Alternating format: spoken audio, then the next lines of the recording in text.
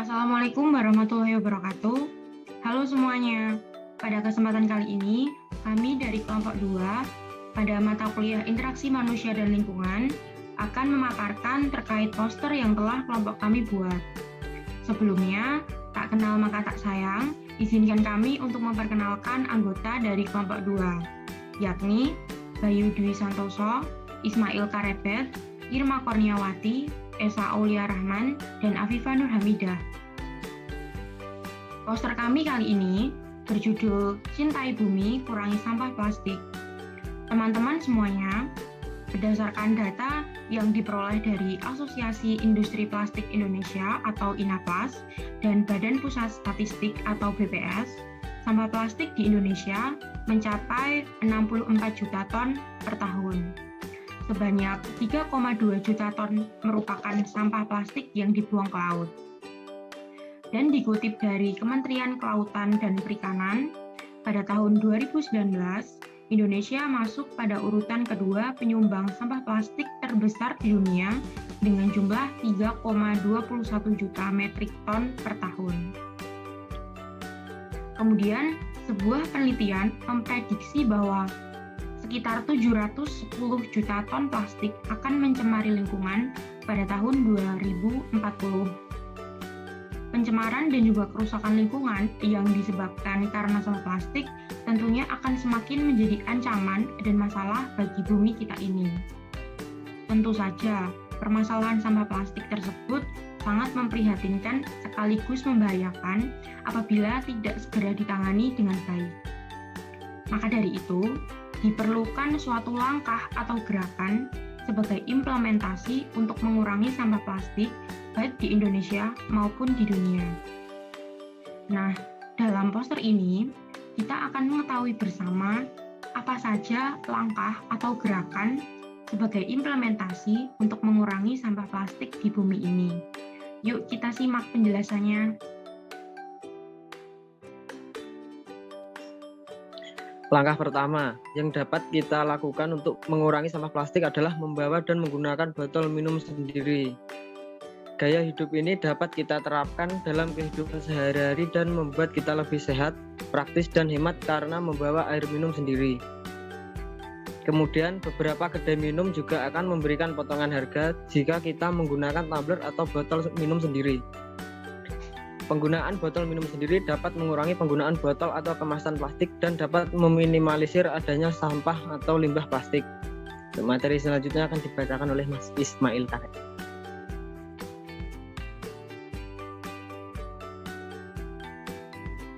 Langkah yang kedua adalah membawa dan menggunakan tas belanja sendiri.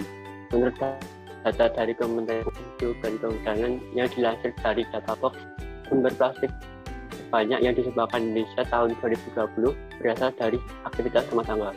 Persentasenya mencapai 37,3%, yang kemudian disusul oleh pasar tradisional yang persentasenya mencapai 16,4%.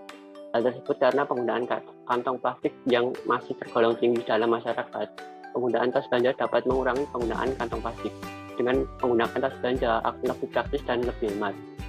Maksudnya di sini adalah dengan menggunakan tas belanja sendiri, masyarakat dapat membawa tas belanja dari rumah dan tidak perlu membayar untuk kantong plastik yang selesai berbelanja. Hal ini karena sekarang di Indonesia khususnya beberapa supermarket di beberapa daerah sudah menerapkan adanya larangan penggunaan kantong plastik atau belanja.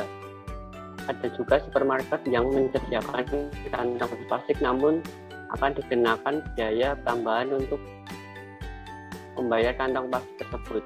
Maka dari itu penggunaan tas belanja akan lebih memudahkan kita dalam menjaga lingkungan. Selanjutnya langkah ketiga. Selanjutnya langkah yang ketiga adalah tidak lagi menggunakan plastik. Penggunaan sedotan plastik selain dapat mencemari lingkungan, juga berbahaya bagi kesehatan tubuh manusia. Sedotan plastik dalam pembuatannya menggunakan bahan kimia.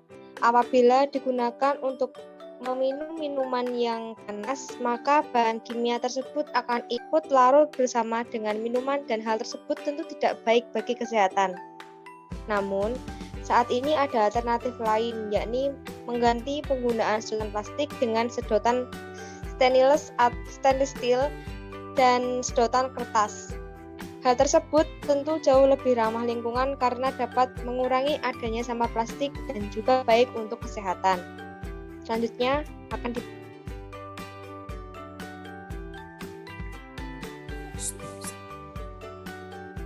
Untuk langkah selanjutnya yaitu mengolah sampah plastik adalah dengan membawa dan menggunakan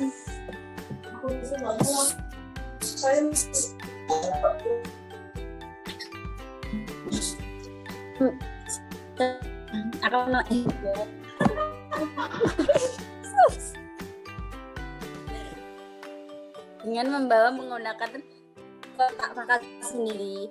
Terus tingkat konsumsi masyarakat akan makanan tentu sangat tinggi dan kemasan kemasan makanan kebanyakan dapat membuat kita lebih sehat, praktis dan hemat. Maksudnya adalah dengan membawa dan menggunakan kotak makan sendiri, otomatis kita akan membawa makanan sendiri. Dan hal tersebut tentu lebih sehat dan hemat. Dan apabila kita membeli makanan dari luar pun akan jauh lebih praktis dan higienis karena tidak perlu repot-repot memindahkan makanan dari kemasan plastik.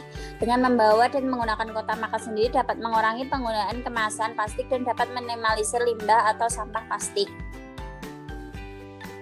Nah, itulah beberapa langkah atau gerakan berupa gaya hidup yang dapat kita lakukan dalam kehidupan sehari-hari sebagai bentuk implementasi untuk mengurangi sampah plastik di bumi. Dan juga itu merupakan salah satu cara untuk kita menjaga dan mencintai bumi ini agar tetap lestari untuk generasi yang akan mendatang. Cintai bumi, kurangi sampah plastik.